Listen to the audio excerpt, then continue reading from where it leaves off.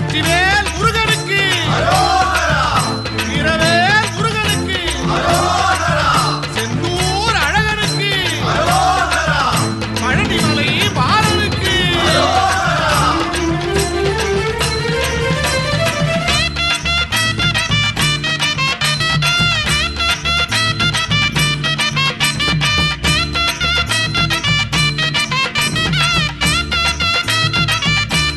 சென்னை பூந்தமல்லியில் இருக்கக்கூடிய ஸ்ரீ நவபாஷான ராஜமுருகன் கோயிலுக்கு வந்திருக்காங்க.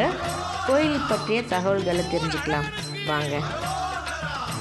துதிக்குமடியவர் கொருவர் கெடுக்க இடர் நினைக்கினவர் குலத்தை முதலறக்களையும் எனக்கோ துணையாகும். துதிக்குமடியவர் கொருவர் கெடுக்க இடர் நினைக்கினவர் குலத்தை முதலறக்களையும் எனக்கோ துணையாகும். திருத்தணியில் உதித்தருளும் ஒருத்தன் மலை விருத்தன் என தோளத்தில் உரை கருத்தன்மையில் நடத்து குகந்தேரே. துதிக்குமடியவர் கொருவர் கெடுக்க இடர் நினைக்கினவர் குலத்தை முதலறக்களையும் எனக்கோ துணையாகும். துதிக்குமடியவர் கொருவர் கெடுக்க இடர் நினைக்கினவர் குலத்தை முதலறக்களையும் எனக்கோ துணையாகும். திருத்தணியில் உதித்தருளும் ஒருத்தன் மலை விருத்தன் என தோளத்தில் உரை கருத்தன்மையில் நடத்து குகந்தேரே. துதிக்குமடியவர் கொருவர் கெடுக்க இடர் நினைக்கினவர் குலத்தை முதலறக்களையும் எனக்கோ துணையாகும். துதிக்குமடியவர் கொருவர் கெடுக்க இடர் நினைக்கினவர் குலத்தை முதலறக்களையும் எனக்கோ துணையாகும். திருத்தணியில் உதித்தருளும் ஒருத்தன் மலை விருத்தன் என தோளத்தில் உரை கருத்தன்மையில் நடத்து குகந்தேரே. வெற்றிவேல் முருகனுக்கு அரோகரா, வீரவேல் முருகனுக்கு அரோகரா, செந்தூர் அழகனுக்கு அரோகரா. கோபுரத்தில் உள்ள 9 அடுக்குகளில் இருக்கக்கூடிய 72 துவாரங்கள் மூலவர் இருக்கக்கூடிய நவபாஷன் முருகன் மேலே பட்டு பக்தர்கள் சுற்றி வலம் வரும்போது அந்த காற்று அவங்க மேலே படுது. அதனால தான் இங்கே எப்போவுமே 9 சுற்றுகள் இங்கே சுற்றுங்கன்றாங்க. இந்த ஃபஸ்ட்டு அந்த துவாரத்தின் வழியாகவும் கடைசி துவாரத்தின் உற்று நோக்கும்போது முருகனுடைய முகம் அழகாக தெரியுதுங்க. ஆண்கள் சட்டை பனியன் இல்லாமல் சுற்றி வரும்போது அது சஞ்சீவி காற்றாக அவங்க உடம்பு மேலே பட்டு அவங்களுக்கான அந்த நோய்களும் தோஷங்களும் நீங்கும் அப்படின்றத உறுதியாக சொல்கிறாங்க. வெற்றிவேல் முருகனுக்கு அரோகரா. அனைவருக்கும் வணக்கம். நம்ம இருக்கக்கூடிய ஆலயம் பார்த்திங்கன்னா நவபாஷான ராஜமுருகன் ஆலயத்தின் பேர். இந்த முருகர் கோவிலில் சுவாமி பார்த்திங்கன்னா நவபாஷானத்தில் இருக்கார். இந்த கோவில் அமைஞ்சிருக்கக்கூடிய இடம் பார்த்திங்கன்னா பூந்தமல்லி பக்கத்தில் வடக்கு மலையம்பாக்கம் அப்படின்னு சொல்லக்கூடிய இடத்துல என்னுடைய ஆலயமானது அமைஞ்சிருக்கு. இங்கே அந்த கோவிலுடைய விசேஷம் அப்படின்னு பார்த்திங்கன்னா சுவாமி பழனியில் எப்படி நவபாஷானம் அப்படின்னு சொன்னால் போகர் சித்தர் அது செய்யப்பட்ட அந்த முருகர் உங்களுக்கு ஞாபகம் வராரோ அதுபோல் சுவாமி 5000 ஆண்டுகளுக்கு முன்னாடி போகரின் வழித்தோன்றல்படி பல சித்தர்கள் மூலியமாக நவபாஷானம் அப்படின்னு சொல்லக்கூடிய ஒரு அரிய வகையான விஷயம் நம்மளுடைய பூமியில் கிடைச்சிருக்கிறது தான். அதனுடைய வழியில் பார்த்திங்கன்னா போகர் 9 ஆண்டுகள் ஒரு ஆராய்ச்சி பேரில் 63 பாஷாணங்கள் கண்டுபிடிச்சு. பாஷாணம் அப்படின்னு பார்த்திங்கன்னா விஷம் அப்படின்னு அர்த்தம். நம்ம பூமியில் கிடைக்கக்கூடிய விஷத்தன்மை உள்ள தாது பொருட்கள் அதில் 9 பாஷாணங்களை மட்டும் தேர்ந்தெடுத்து அதில் இருக்கக்கூடிய மருத்துவத்தன்மைகளை எல்லாம் அறிஞ்சு அதில் இருக்கக்கூடிய விஷத்தை எல்லாம் நீக்கி அது ஒரு அரிய வகையான மருந்தாக சேர்த்துருக்காங்க. இந்த 9 பாஷாணங்களையும் ஒன்று சேர்த்து சுவாமியுடைய சிலை, அதாவது முருகருடைய விக்கிரகமாக அதை வடிவமைச்சு அதை பிரதிஷ்டை பண்ணியிருந்தார். 2ஆம் இடம் பார்த்திங்கன்னா பூம்பாறை. அவங்க குழந்தை வேலப்பர். இந்த பழனி மலைக்கும் பூம்பாறை அப்படின்னு சொல்லக்கூடிய அந்த மலைப்பகுதிக்கு 2 மலைக்கும் நடுவில் இருக்கக்கூடிய காடு பகுதியில் தான் இந்த சித்தர்கள்லாம் இருந்து இந்த விஷயங்களை எல்லாம் கண்டறிஞ்சு நவபாஷான தண்டாயுதபாணி சிலையை பழனியில் பிரதிஷ்டை பண்ணியிருக்காங்க. இந்த சாமியுடைய விசேஷம் என்ன அப்படின்னு பார்த்திங்கன்னா இந்த நவபாஷானத்தின் மேலே படக்கூடிய காற்று, தண்ணி, அதே போல் சாமிக்கு அபிஷேகம் பண்ணக்கூடிய அந்த பஞ்சாமிர்தம், பால் போன்ற எல்லா அபிஷேக திரவியங்களும் நமக்கு மருந்தாக மாறி கிடைக்கிறது அப்படின்றது ஒரு அற்புதமான விஷயம். நம்ம எப்படி உடம்பு சரியில்லைன்னா மாத்திரையாக வாங்கி சாப்பிட்றோமோ அதுபோல் இந்த பாஷாணத்தை மாத்திரை போல் சாப்பிட முடியாது. ஆனால் சுவாமி மேலே பட்டு வரக்கூடிய பிரசாத பொருட்களை சாப்பிட்டோம் அப்படின்னா அந்த சுவாமி மேலே பட்டு வரக்கூடிய அந்த பொருட்களில் அந்த மருந்து கலந்துருக்கும். அதுபோல தான் சுவாமிக்கு இந்த மாதிரி பழனியில் பார்த்திங்கன்னா ராக்கால சந்தனம் அப்படின்னு சொல்லி சுவாமி மேலே முன்னத்த நாள் ராத்திரி பூசின சந்தனத்தை பிரசாதமாக கொடுப்பாங்க. அந்த சந்தனத்துக்கு பார்த்திங்கன்னா அவ்வளோ ஒரு உன்னதமான மகத்துவம் உண்டு.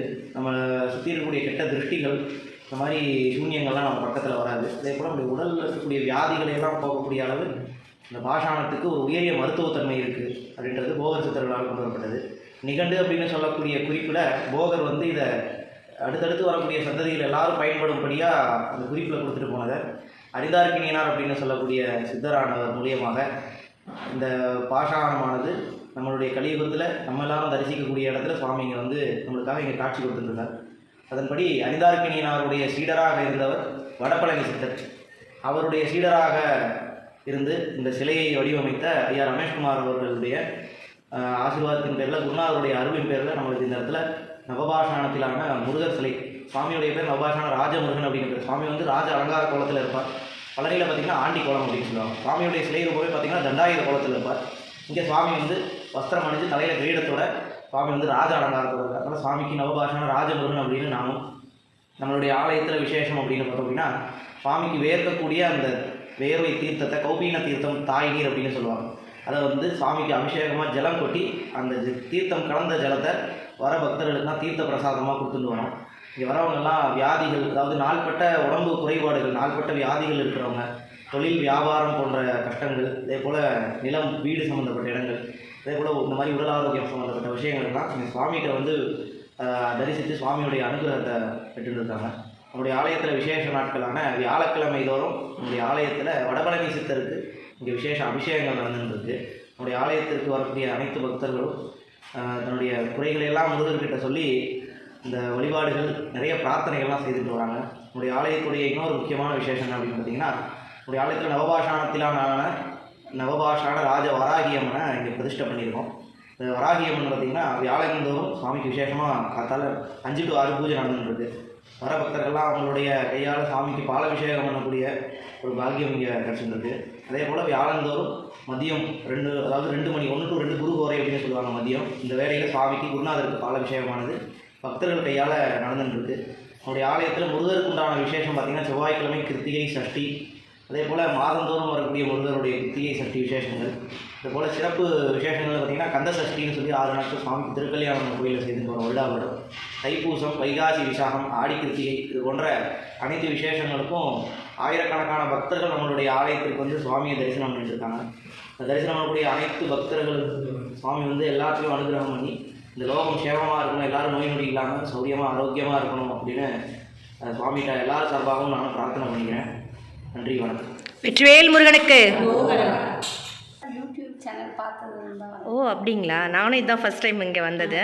சரி, பார்க்கணுன்ற ஆர்வம் உங்களுக்கு எப்படி வந்தது உங்களுக்கு? எங்கள் ஹஸ்பண்ட் சொல்லிட்டு. அப்படிங்களா? எங்கே இருக்கீங்க நீங்கள்? கோவூர் சிவன் கோவில். ஓ, அங்கேருந்து வரீங்களா நீங்கள்? சரி, எல்லாருக்கும் நல்லதே நடக்கும். வெற்றிவேல் முருகனுக்கு. அரோகரா சிவாய குருவே சரணம். நவபாஷான ராஜமுருகன் ஆலயத்தில் நம்ம வடபழனி சித்தருடைய சன்னதியில் இருக்கோம். சுவாமி வந்து வடபழனி சித்தர் கோபாலகிருஷ்ணன் என்று சொல்லக்கூடிய வடபழனி சித்தர் ஐயா இந்த கோவிலை உருவாக்கின ஐயா ரமேஷ்குமார் அவர்களுடைய குருநாதர். எல்லாத்துக்கும் குருவாக இருக்கக்கூடிய இடத்துல வடபழனி சித்தர் இருக்கார். இந்த வடபழனி சித்தருடைய ஆசீர்வாதத்தின் மூலியமாக இந்த ஆலயம் இருந்திருக்குன்னு கூட சொல்லலாம். ஏன்னா என்னுடைய ஐயா வந்து ரமேஷ்குமார் அவர்கள் வந்து ஐயா கிட்ட வந்து தன்னுடைய 15 வயதிலிருந்து அவர்கிட்ட மூலிகை மருத்துவமும் அதே போல் பாஷாணக்கட்டு போன்ற விஷயங்கள், தியானங்கள் போன்ற எல்லா விஷயங்களையும் அவர்களுக்கு தான் கற்றுக்கொண்டார். ஐயா அவருடைய சீடராக இருந்து இன்றைக்கி வந்து இந்த இடத்துல ஒரு பெரிய கோவில் அமைச்சு ஆயிரக்கணக்கான பக்தர்கள் வந்து தரிசனம் பண்ணக்கூடிய இடத்துல ஐயா வந்து எனக்கு கொண்டு வந்திருக்காரு. இந்த ஆலயத்தில் பூஜை பண்ணுறது பொறுத்த வரைக்கும் எனக்கு வந்து ரொம்ப சந்தோஷமாக இருக்குது. இது போல் பார்த்திங்கன்னா அஸ்தினாபுரம் அப்படின்னு சொல்லக்கூடிய இடத்துல, குரோம்பேட்டை பக்கத்தில் அஸ்தினாபுரம் அப்படின்னு சொல்லியிருக்காங்க. முதல்ல என்னுடைய ஐயா ரமேஷ்குமார் அவர்கள் செய்த முருகர் சிலை, 3.5 அடி முருகர் சிலை வந்து அங்கே ஒரு கோவில் அமைச்சிருக்காங்க. அஸ்தினாபுரத்தில் தான் வடபழனி சித்தர் இருந்த இடம் பார்த்திங்கன்னா அஸ்தினாபுரம் அப்படின்னு சொல்லக்கூடிய குரோம்பேட்டை அருகில் உள்ள அஸ்தினாபுரம் அப்படின்னு சொல்லக்கூடிய இடத்துல தான் முதல்ல ஐயா வந்து தன்னுடைய குடும்பத்தோட தங்கியிருந்து வடபழனி சித்தர் கூட அவருடைய பயணம் வந்து அங்கே தான் ஆரம்பிச்சது. முதல்ல வடபழனி சித்தரும் என்னுடைய குருநாதரான ரமேஷ்குமார் ஐயாவும் வந்து பார்த்திங்கன்னா அங்கே தான் முதல்ல நவபாஷான சிலையானது அங்கே தான் செய்தாங்க. பின்பு அங்கே சில காரணங்களால் அந்த கோவிலிருந்து ஐயா வெளியில் வந்து இந்த பூந்தமல்லியில் நம்மளுடைய ஆலயத்தை இங்கே அமைச்சிருக்காரு. இப்போது சமீபத்தில் அந்த ஆலயத்தை பற்றின விவரங்கள்லாம் டிவிலையும் நியூஸ்லேயும் பார்த்துருக்கோம். அதாவது நவபாஷான சிலை அப்படின்னு சொல்லக்கூடிய விஷயம் வந்து முதல்ல அங்கே செய்தது.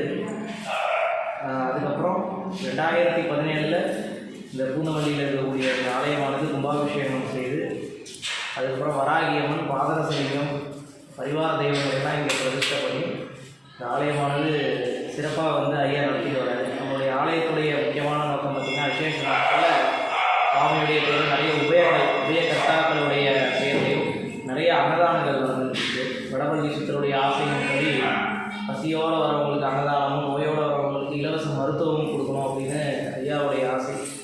அதை வந்து எங்களுடைய ஐயா வந்து இன்னும் அதை அப்படியே நிறைவேற்றி கொண்டு வந்துருக்காரு. குருவர்கள் எல்லாருக்கும் கிடைக்கும் அப்படின்னு நாங்கள். இந்த சித்தர் பீடத்துக்கு முன்னாடி நீங்கள் கண்ணை மூடி ஒரு 10 நிமிஷம் உட்காருங்களேன். மனசுக்கு அப்படி ஒரு அமைதியும் ஒரு ஆனந்தமாகவும் நீங்கள் உணர்வீங்க. குழப்பத்தோடு வந்த எனக்கு மனசுக்கு அப்படி ஒரு ஆனந்தம் கிடைச்சிது, அது வார்த்தையால் சொல்ல முடியல.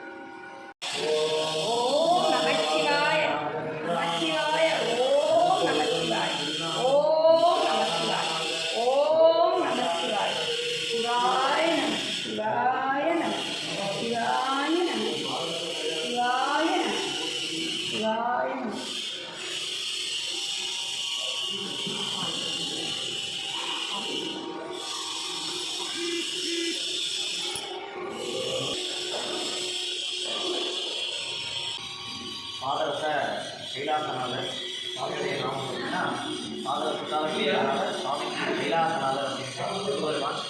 சுவாமி பார்த்தீங்கன்னா 300 கிலோ எடையுள்ள பாதரசம் மூலியமாக செய்திருக்கோம். பாதரசம் அப்படின்னா மெர்குரி அப்படின்னு சொல்லுவோம். அது வந்து திரவ நிலையில் இருக்கக்கூடிய உலோகம். நம்ம கையில் வச்சுருந்தா கூட ஒரு தண்ணி கையில் இருக்கிற மாதிரி உருவோம். அதுபோல் இருக்கக்கூடிய அந்த திரவத்தை வெள்ளியும் மூலிகையும் கலந்து சுவாமியுடைய ரூபத்துக்கு அச்சு செய்து இதை வந்து பாதரச லிங்கமாக சுவாமி வந்து சிவபெருமான செய்து பிரதிஷ்டை பண்ணியிருக்கோம். முக்கியமாக சிவபெருமான வரதுக்கு காரணம் என்ன அப்படின்னா, நம்ம இந்த கோவிலுடைய கட்டுமான பணிக்காக இந்த இடத்துல குழி தோண்டும் போது, கோசாலைக்கு கீழே குழி தோண்டும் போது கங்காதீஸ்வரர் அப்படின்னு சொல்லக்கூடிய என்ன மனித ரூபம் கொண்ட சிவபெருமான தியான கோலத்தில் விக்கிரமாக இந்த பூமியிலிருந்து கிடைச்சாரு. அதனால் அந்த விக்கிரகத்தை இந்த இடத்துலையே பிரதிஷ்டை பண்ணி சுவாமியை கங்காதீஸ்வரர் அப்படின்னு சுவாமிக்கினாலும் அதே சன்னதியில் விசாலாட்சி அம்மன் இதே போல் சிவபெருமானையும் பிரதிஷ்டை பண்ணியிருக்கோம். மாதந்தோறும் வரக்கூடிய தீக்குறை மற்றும் வளர்ப்புறை பிரதோஷங்களுக்கு சுவாமிக்கு விசேஷ அபிஷேகங்கள், ஆராதனைகள், அலங்காரங்கள்லாம் செய்து வரோம். ஐப்பசி பௌர்ணமி என்று சுவாமிக்கு அன்னாபிஷேகம் அப்படின்னு சொல்லக்கூடிய விசேஷமான அன்னக்காப்பு இது போட்டு சுவாமிக்கு விசேஷ அலங்காரங்கள், மகா சிவராத்திரிக்கு சுவாமிக்கு 4 கால பூஜைகள், இதெல்லாம் சுவாமிக்கு நிச்சய பூஜைகள் நடந்துருக்கு. இந்த ஆலயத்தில் இந்த சுவாமிக்கு முக்கியமான இந்த ஆலயத்தில் சிவபெருமானுடைய விசேஷம், நம்ம பூமிக்கு வெளியிலிருந்து வரக்கூடிய எதிர்மறை கதிர்வீச்சு ஆற்றல்களை எல்லாம் கிரகிச்சு நம்மளுக்கு நேர்மறை ஆற்றல்களை சுவாமி கொடுக்கக்கூடிய ஒரு அற்புதமான விஷயமாக இங்கே இருக்கார். சுவாமிக்கு பாதரசமாக இருக்கிறனால இந்த பாதரசத்துக்கு மேலே பட்டு வரக்கூடிய கதிர்வீச்சுகள்லாம் நேர்மறை ஆற்றல்களாக நமக்கு மாறி இந்த ஆலயத்தை சுவாமியை வழிபடுற எல்லாருக்கும் மன ரீதியாக இருக்கக்கூடிய குழப்பங்கள்லாம் நிறைவாகி இங்கே ஒரு மனக்கவலையோடு வராங்க அப்படின்னா இங்கே வந்து சுவாமியை அன்றைக்கி நம்ம சஞ்சலங்கள்லாம் இல்லாமல் போவாங்க. அதனால் இது சுவாமியில் ஏற்பட்ட அற்புதமான ஒரு சக்தி உண்டு. சிவாய திருச்சிற்றம்பலம்.